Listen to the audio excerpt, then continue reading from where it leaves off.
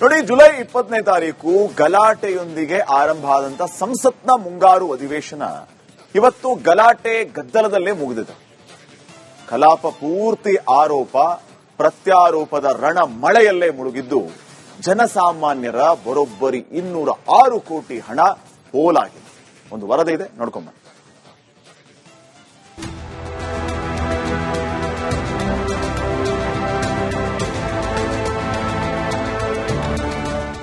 ಕ್ಷೇತ್ರಗಳ ಮರು ವಿಂಗಡಣೆಯೊಂದಿಗೆ ಮಹಿಳೆಯರಿಗೆ 33% ಮೀಸಲಾತಿ ಜಾರಿ ಸೇರಿದಂತೆ ಮಹತ್ವದ ವಿಧೇಯಕ ಮೇಲೆ ಚರ್ಚೆಯ ನಿರೀಕ್ಷೆಯಲ್ಲಿರುವಂತಹ ಮುಂಗಾರು ಅಧಿವೇಶನ ಭಾರೀ ನಿರಾಸೆ ಮೂಡಿಸಿದೆ.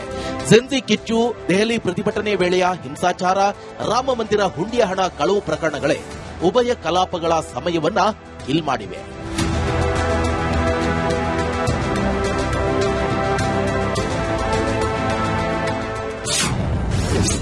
ಗಲಾಟೆ ಗದ್ದಲದಲ್ಲೇ ಮುಗಿದ ಸಂಸತ್ ಅಧಿವೇಶನ. 19 ದಿನ, 12 ಬಿಲ್ ಪಾಸ್, ಒಂದೇ ಒಂದು ಚರ್ಚೆ. ಈ ಬಾರಿ 19 ದಿನ ನಡೆದ ಸಂಸತ್ನ ಮುಂಗಾರು ಅಧಿವೇಶನ ಕೇವಲ ಒಂದೇ ಒಂದು ಅರ್ಥಪೂರ್ಣ ಚರ್ಚೆಗೆ ಸಾಕ್ಷಿಯಾಗಿದೆ. ಒಂದೇ ಮಾತರಂ ಬಿಲ್ ಬಗ್ಗೆ ಮಾತ್ರ ಆಡಳಿತ ಮತ್ತು ವಿರೋಧ ಪಕ್ಷಗಳ ಸಂಸದರು ಚರ್ಚೆ ಮಾಡಿದ್ದು ಬಿಟ್ರೆ ಇನ್ನುಳಿದ ದಿನಗಳು ವಿರೋಧ ಪಕ್ಷಗಳ ಗದ್ದಲದಲ್ಲೇ ಕೊಚ್ಚಿ ಹೋದವು. ಸಂಸತ್ ಅಧಿವೇಶನ ಆರಂಭವಾದ ಮೊದಲ ದಿನ ಅಂದ್ರೆ ಜುಲೈ 20ರಂದು ನೀಟ್ ಅಕ್ರಮದ ವಿರುದ್ಧ ಸಿಜೆಪಿ ಪಾರ್ಲಿಮೆಂಟ್ ಚಲೋ ಆರಂಭಿಸಿತ್ತು. ವಿರೋಧ ಪಕ್ಷಗಳು ಸಹ ಇದೇ ವಿಚಾರ ಮುಂದಿಟ್ಟು ಸದನದಲ್ಲಿ ಹಂಗಾಮ ಮಾಡಿದ್ರು. ಕೊನೆಗೆ ಧರ್ಮೇಂದ್ರ ಪ್ರಧಾನ್ ರಾಜೀನಾಮೆ ನೀಡಿ ಸಿಜೆಪಿ ಪ್ರತಿಭಟನೆ ವಾಪಸ್ ಪಡೆದರೂ ಕಾಂಗ್ರೆಸ್ ಮಾತ್ರ ಗೋಲ್ ಪೋಸ್ಟ್ ಚೇಂಜ್ ಮಾಡಿತು.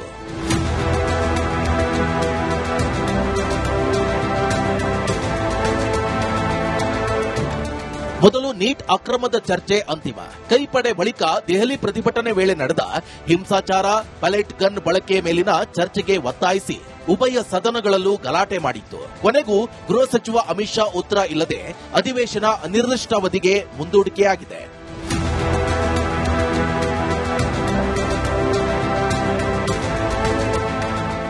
ಇದೇ ವೇಳೆ ಸಮಾಜವಾದಿ ಪಕ್ಷ ರಾಮ ಮಂದಿರ ಹುಂಡಿ ಹಣ ಕಳವು ಪ್ರಕರಣವನ್ನ ಸದನದ ಮುಂದಿಟ್ಟು ಹಲ್ಚಲ್ ಎಬ್ಬಿಸಿತ್ತು. ಸದನದ ಒಳಗೆ ಮತ್ತು ಹೊರಗೆ ವಿರೋಧ ಪಕ್ಷಗಳು ಹೈಡ್ರಾಮಾ ಮಾಡಿದ್ವು.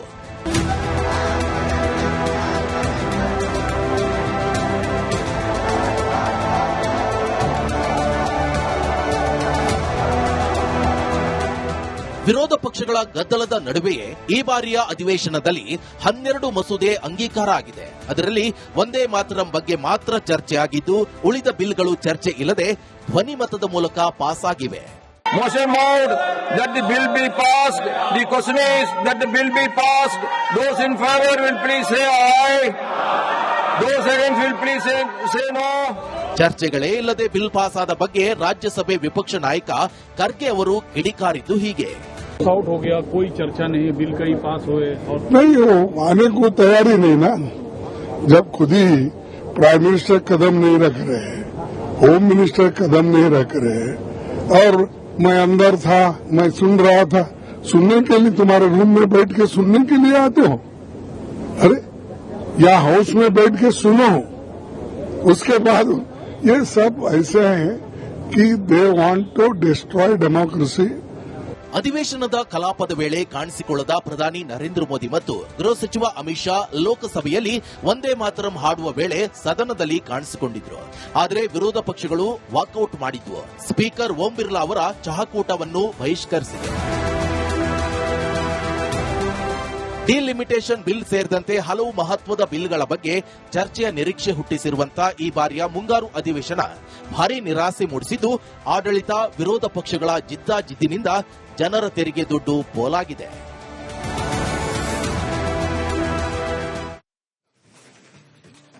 ವೀಕ್ಷಕರ, ರಿಪಬ್ಲಿಕ್ ಕನ್ನಡದ ಧ್ಯೇಯವಾಕ್ಯ ನಿಮ್ಮ ಧ್ವನಿ, ಜನರ ಅಭಿಪ್ರಾಯಕ್ಕೆ ಒಂದು ಮುಕ್ತ ವೇದಿಕೆಯನ್ನು ರಿಪಬ್ಲಿಕ್ ಕನ್ನಡ ಒದಗಿಸಿಕೊಡ್ತಾ ಇದೆ. ಅದರಂತೆ ನೀವು ಕೂಡ ನಿಮ್ಮ ಅಭಿಪ್ರಾಯವನ್ನು ತಿಳಿಸಬಹುದಾಗಿದೆ. ಇವತ್ತು ಒಂದ್ ಕಡೆ ಸಂಸತ್ ಮಾನ್ಸೂನ್ ಸೆಷನ್ ಕೊನೆಗೊಂಡ್ರೆ ಕರ್ನಾಟಕದಲ್ಲಿ ಮುಂಗಾರು ಅಧಿವೇಶನ ಆರಂಭ ಆಗಿದೆ. ಇವತ್ತಿಂದ ಪಾರ್ಲಿಮೆಂಟ್ ಅಲ್ಲಿ ನಡೆದಂತೆ ವಿಧಾನಸಭೆ ಕಲಾಪವೂ ಕೂಡ ಗದ್ದಲದಲ್ಲೇ ಕೊನೆಯಾಗುತ್ತಾ ಅನ್ನುವಂತಹ ಪ್ರಶ್ನೆ ಮೂಡ್ತಾ ಇದೆ. ಯಾಕಂದ್ರೆ ನೀವು ಗಮನಿಸಿದ್ದೀರಿ, ಸಂಸತ್ನ ಮಾನ್ಸೂನ್ ಅಧಿವೇಶನದಲ್ಲಿ ಏನಾಯಿತು ಅಂತ ಹೇಳಿ ಆರಂಭದಿಂದಲೇ ಗದ್ದಲ, ಕೊನೆಗೂ ಕೂಡ ಗದ್ದಲದಲ್ಲೇ ಮುಗಿದೋಯ್ತು. ಸಾರ್ವಜನಿಕರ ದುಡ್ಡು ಪೋಲಾಗಿದ್ದರ ಬಗ್ಗೆ ಆಕ್ರೋಶವೂ ಕೂಡ ವ್ಯಕ್ತವಾಯಿತು. ರಾಜ್ಯದಲ್ಲಿಯೂ ಕೂಡ ಇವತ್ತಿನಿಂದ ಅಧಿವೇಶನ ಆರಂಭ ಆಗ್ತಾ ಇದೆ.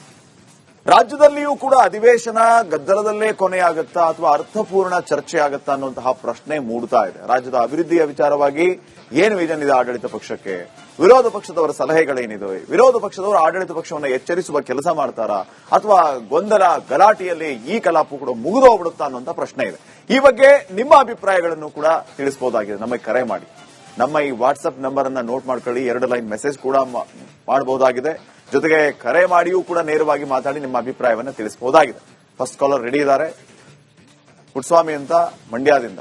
ನಮಸ್ಕಾರ ಪುಟ್ಸ್ವಾಮಿ ಅವರೇ. ನಮಸ್ಕಾರ ಸರ್.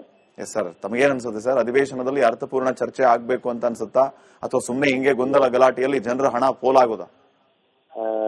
ಈ ರಾಹುಲ್ ಗಾಂಧಿ ಏನಾನ್ ಮಾಡ್ತಾ ಇರೋದು ಸರಿ ಇಲ್ಲ ಸರ್. ಅದು ನಮ್ಮ ಹಣ ವೇಸ್ಟ್ ಮಾಡ್ತಾವ್ರ ಅಷ್ಟೇನೆ. ಈಗ ನಮ್ಮ ರಾಜ್ಯದಲ್ಲಿ ಇವತ್ತಿಂದ ಸ್ಟಾರ್ಟ್ ಆಗಿದೆ, ಅದ್ರ ಬಗ್ಗೆ ಏನಂತೀರಿ? ನಮ್ಮಲ್ಲೂ ಕಲಾಪ ಸ್ಟಾರ್ಟ್ ಆಯ್ತು ಇವತ್ತಿಂದ ಅಧಿವೇಶನ. ಅದೇ ಕರೆಕ್ಟ್ ಆಗಿ ನಡಿಬೇಕು, ಚರ್ಚೆ ಮಾಡಬೇಕು.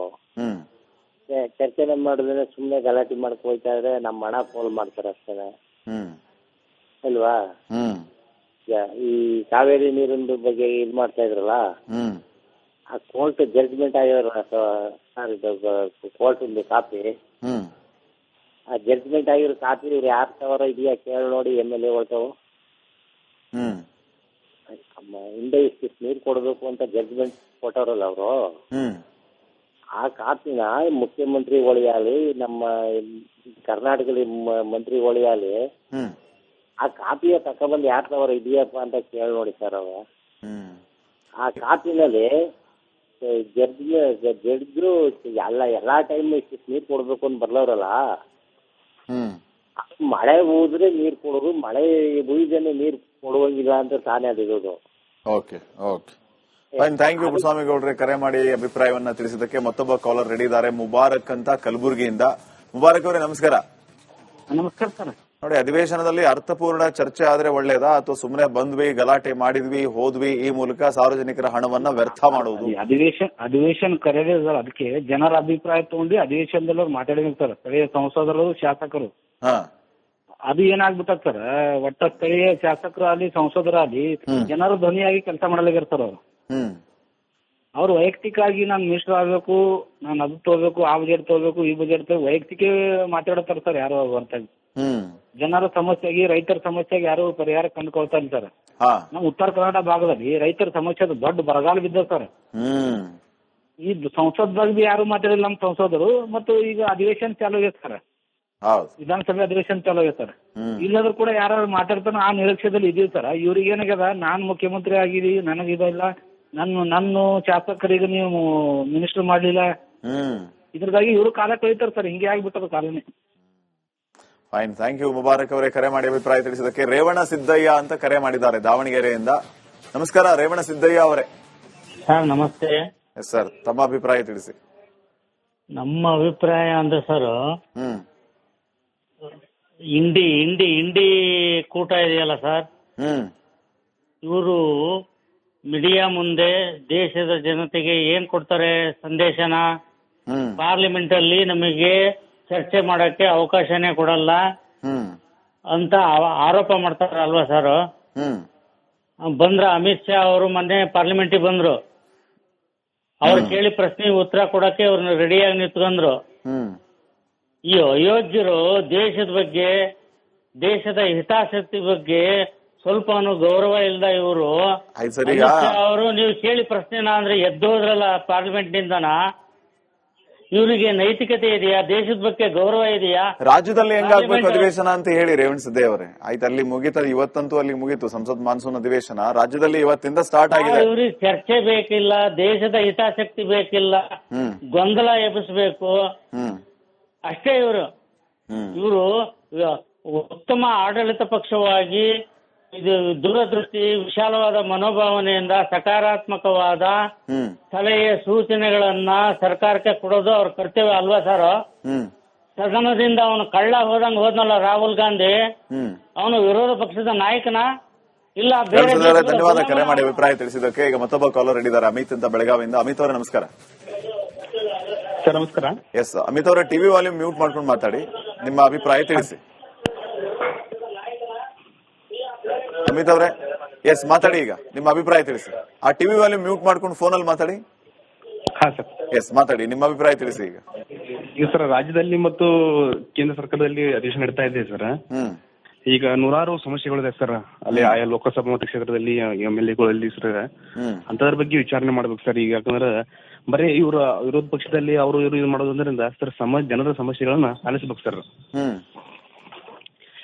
ಯಾಕಂದ್ರೆ ಸರ್ ಈಗ ಕೇಂದ್ರ ಸರ್ಕಾರದಲ್ಲಿ ಕಾಂಗ್ರೆಸ್ ಅವರು ಅಪೋಸಿಟ್ ಮಾಡ್ತಾರೆ, ಇಲ್ಲಿ ರಾಜ್ಯದಲ್ಲಿ ಬಿಜೆಪಿ ಅವರು ಅಪೋಸಿಟ್ ಮಾಡ್ತಾರೆ. ಇದರಿಂದ ಜನ ಸಮಸ್ಯೆ ಆಗುತ್ತೆ ಸರ್. ಇದರಿಂದ ಅದು ಏನೇ ಸಮಸ್ಯೆ ಇತ್ತು ಬಗೆಹರಿಸಬೇಕು ಸರ್, ಆಯಾ ಲೋಕಸಭಾ ಸದಸ್ಯರಾಗಲಿ ಶಾಸಕರಾಗಲಿ. Okay fine, thank you Amit ಅವರೇ ಕರೆ ಮಾಡಿ ಅಭಿಪ್ರಾಯ ತಿಳಿಸಿದ್ದಕ್ಕೆ.